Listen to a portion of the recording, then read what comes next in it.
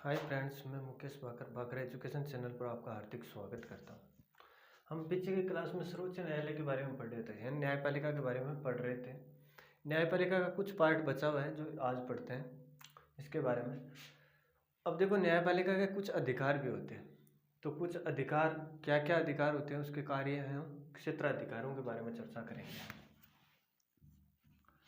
सर्वोच्च न्यायालय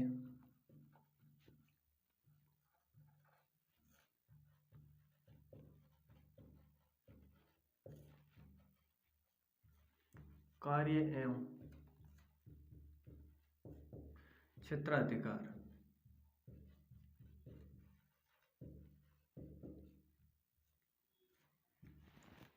न्यायपालिका के कार्य क्या है और उसके क्षेत्र में कौन कौन से क्षेत्र में उसको अधिकार दिए गए, इसके बारे में पढ़ेंगे। तो इसमें देखो अलग अलग भागों में बांटा गया है। तो पहला अधिकार आता है इसका प्रारंभिक क्षेत्राधिकार।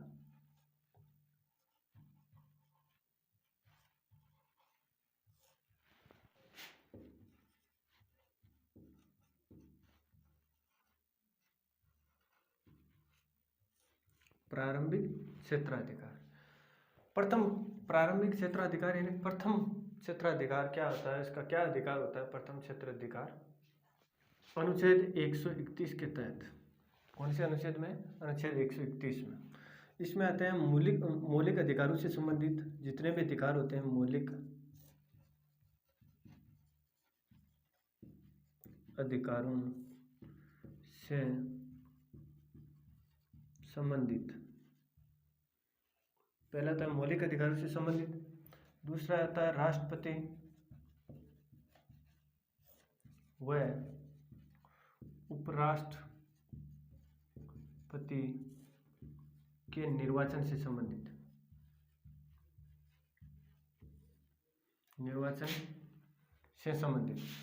तीसरा आता है इसमें केंद्र व राज्य के मध्य विवाद, केंद्र व राज्य के मध्य विवाद। उसके बाद में आता है केंद्र और राज्य के बाद में दो या दो से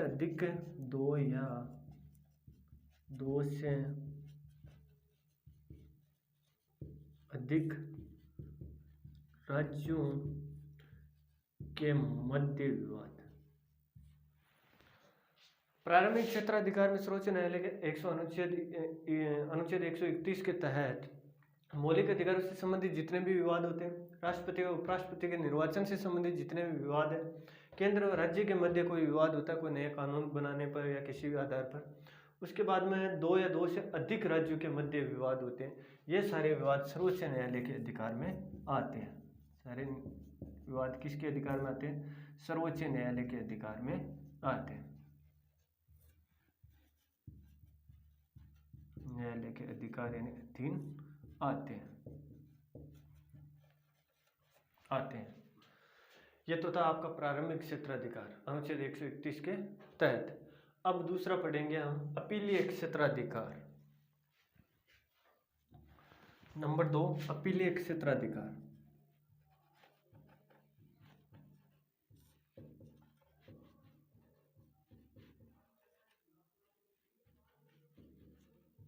अपीलीय क्षेत्राधिकार, ये देखो 3 प्रकार के होते हैं। अपीलीय क्षेत्राधिकार कितने प्रकार के होते हैं? 3 प्रकार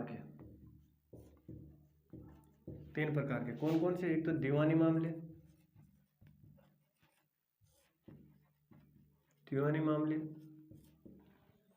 दूसरा है फौजदारी मामले,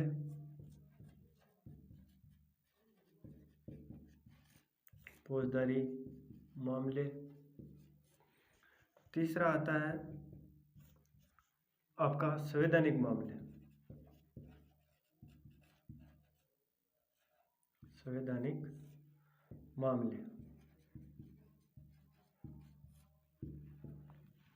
3 प्रकार से। अब देखो दीवानी मामले में आता है, दीवानी मामले में कौन कौन से आते हैं? जैसे जमीन है, जायदाद है, पैसे आदि से संबंधित मामले,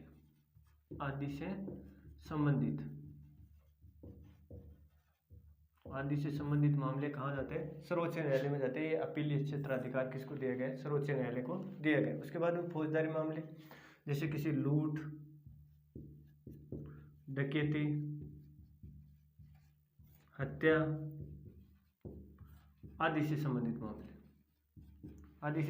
मामले भी कहाँ जाते हैं? सर्वोच्च न्यायालय में जाते हैं। उसके बाद में संवैधानिक मामले, संविधान का उल्लंघन होने पर,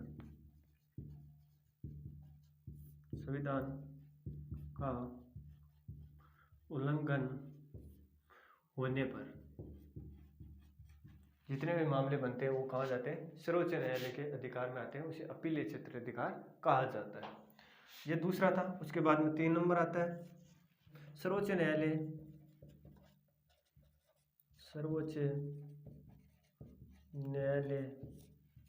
एक अभिलेख न्यायालय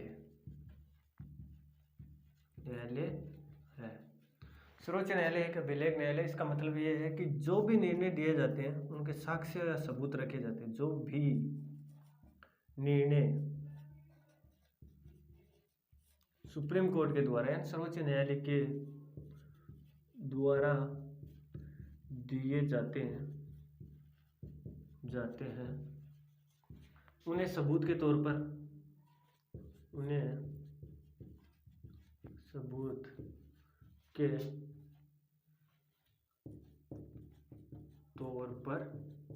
रखे जाते हैं।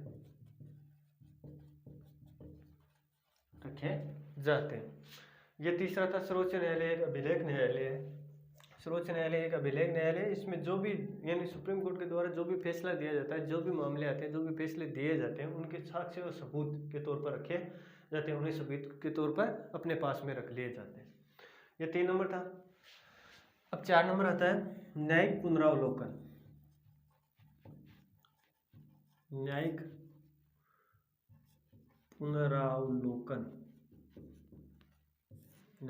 पुनरावलोकन कौन से अनुच्छेद में है? अनुच्छेद 137 में। अब न्यायिक पुनरावलोकन क्या होता है? सर्वोच्च न्यायालय द्वारा सुप्रीम कोर्ट के द्वारा पहले दिए गए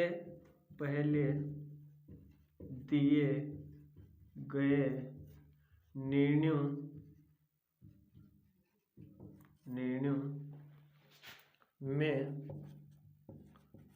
परिवर्तन किया जा सकता है।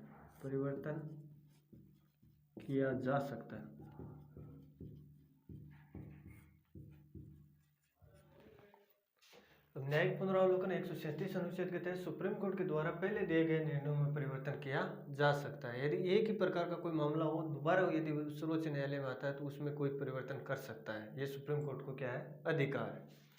उसके बाद में 5 नंबर अधिकार आता है सलाह एवं परामर्श संबंधी अधिकार। सलाह एवं परामर्श संबंधी अधिकार।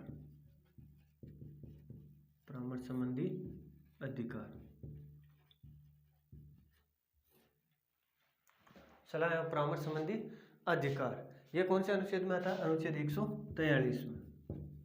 अनुच्छेद 143 में। इसमें क्या होता है? देखो, राष्ट्रपति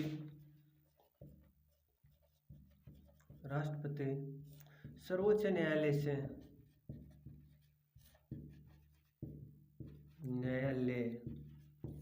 से परामर्श मांग सकता है। परामर्श या सलाह मांग सकता है। परामर्श या सलाह मांग सकता है। लेकिन देना और मानना बाध्य नहीं है। सुप्रीम कोर्ट से राष्ट्रपति सर्वोच्च न्यायालय से परामर्श या सलाह मांग सकता है, ठीक है। उसके बाद में लेकिन देना सुप्रीम कोर्ट के द्वारा दे या नहीं दे, ये भी बाध्य नहीं है। और उसके बाद में देने के बाद में राष्ट्रपति माने या ना माने, ये भी बाध्य नहीं है। देना भी बाध्य नहीं है और मानना भी बाध्य नहीं है। कौन से अनुच्छेद के तहत? 143 नंबर अनुच्छेद के तहत सलाह और परामर्श संबंधी अधिकार दिए गए। उसके बाद में नेक्स्ट देखो,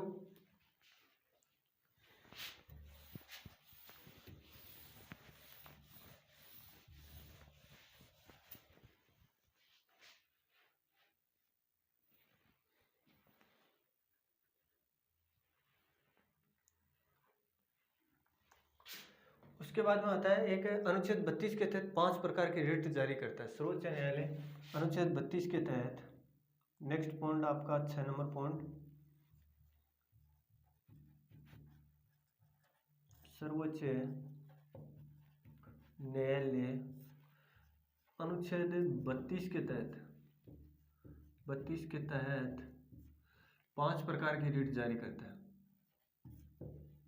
5 प्रकार की रिट जारी करता है, रिट जारी करता है। और अनुच्छेद 32 किससे संबंधित है? मूल अधिकारों से संबंधित है। अनुच्छेद 32 मूल अधिकारों से संबंधित है। 12 से लेकर 35 तक क्या दिए गए? मूल अधिकार। भाग 3 संविधान का भाग 3 अनुच्छेद 12 से लेकर 35 तक मूल अधिकारों का वर्णन किया गया है। तो 32 नंबर अनुच्छेद किस में आता है? मूल अधिकार। तो नागरिकों के मूल अधिकार बचाने के लिए अनुच्छेद 32 के तहत उनको बचाने के लिए, संरक्षण के लिए 5 प्रकार की रिट जारी करता है। अब 5 प्रकार की रिट जारी करने का मतलब कौन कौन सी रिट है उनके बारे में पढ़ेंगे और क्या काम में आती है। नंबर 1, बंदी प्रत्यक्षीकरण।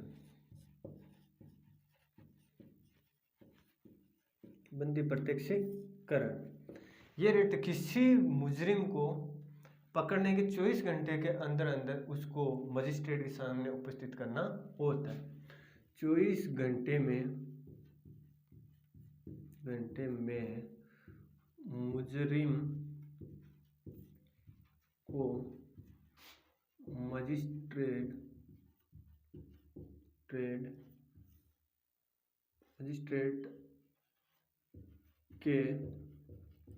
के सामने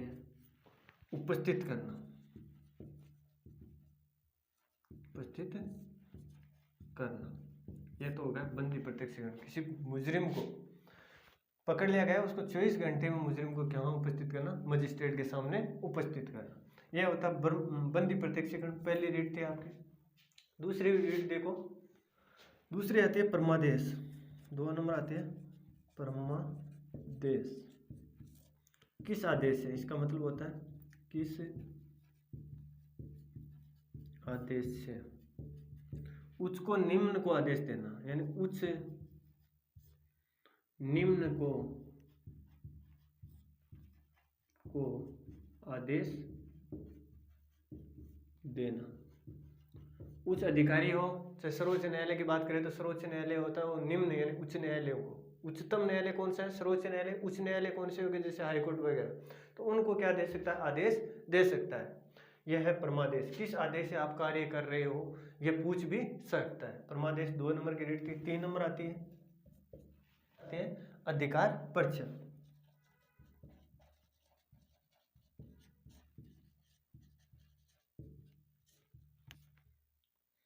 इसका है किस अधिकार से? इसका मतलब किस अधिकार से, यानी इसका मतलब जो कार्य निम्न न्यायालयों के अधीन में आता है, निम्न न्यायालयों के अधिकार में आता है उन्हें करना और जो नहीं आते और जो आपके अधिकार में नहीं आते, के अधिकार में नहीं आते, उन्हें सुप्रीम कोर्ट के पास भेजना। यानी निम्न न्यायालय होते हैं वो जितना उसके अधिकार में होता है उतना ही कार्य करे। ये नहीं कि सुप्रीम कोर्ट का फैसला भी कौन करे? निम्न न्यायालय करे। वो उसके अधिकार में नहीं आता है तो उन फैसलों को कहाँ भेजना? सर्वोच्च न्यायालय में भेजना। यह अधिकार पर्चा था। 3 नंबर था। तीसरी रीट थी। अब चौथी रीट देखो, उत्प्रेक्षण। उत्प्रेक्षण का मतलब क्या होता है? संपूर्ण जानकारी प्राप्त करना। संपूर्ण जानकारी प्राप्त करना। किसी व्यक्ति को सजा दी जा रही है या सर्वोच्च न्यायालय या अन्य न्यायालय के द्वारा किसी व्यक्ति को सजा देनी है, यदि चोरी के मामले में या किसी डकैती हत्या के मामले में देनी है, तो उससे पहले उसकी संपूर्ण जानकारी इकट्ठी करना। गिरफ्तार किए हुए व्यक्ति की संपूर्ण जानकारी इकट्ठी करना। गिरफ्तार किए हुए व्यक्ति की संपूर्ण जानकारी, गिरफ्तार किए हुए व्यक्ति की संपूर्ण जानकारी प्राप्त करना। ये चौथी रीट थी। सर्वोच्च न्यायालय के द्वारा 5 प्रकार की रीट जारी की जाती है, उनमें से चौथी रीट थी उत्प्रेक्षण यानी संपूर्ण जानकारी प्राप्त करना। उसके बाद में आता है प्रतिच्छेद।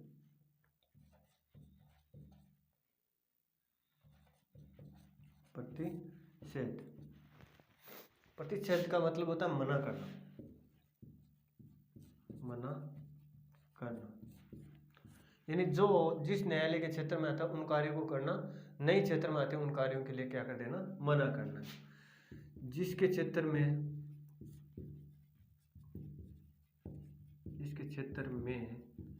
जो कार्य नहीं आते हैं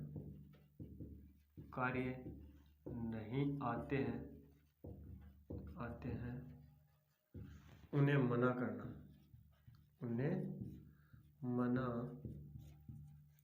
करना। प्रतिच्छेद का मतलब होता है जैसे मौलिक अधिकार से संबंधित मामले कहाँ जाते हैं, सर्वोच्च न्यायालय में जाते हैं। तो मौलिक अधिकार से संबंधित मामले उच्च न्यायालय या निम्न न्यायालय होते हैं उनके अधीन नहीं आते। तो इस क्षेत्र के लिए वो क्या कर सकते हैं, उनके लिए मना कर सकता है कि ये जानकारी आप सर्वोच्च न्यायालय में ही लो, या ये मुकदमा आप कहाँ लड़ो, सर्वोच्च न्यायालय में लड़ो। ये आपकी न्यायपालिका थी। न्यायपालिका में सर्वोच्च न्यायालय के बारे में पढ़ रहे थे। भाग 5 अनुच्छेद 124 से लेकर 151 तक हमने विस्तार से पढ़ लिया। 2 वीडियो में पढ़ लिया। इस वीडियो में जो पढ़ेगा वो आगे पढ़ा। इससे पहले वाला वीडियो आप जरूर देखें, जिसके कारण ये दोनों वीडियो आपको समझ में आएंगे। लगातार इसी प्रकार बने रहने के लिए बहुत बहुत धन्यवाद। जब तक अब आगे नेक्स्ट वीडियो आपका राज्य सरकार के बारे में पढ़ेंगे हम विस्तार से। तब तक के लिए जय हिंद, जय भारत।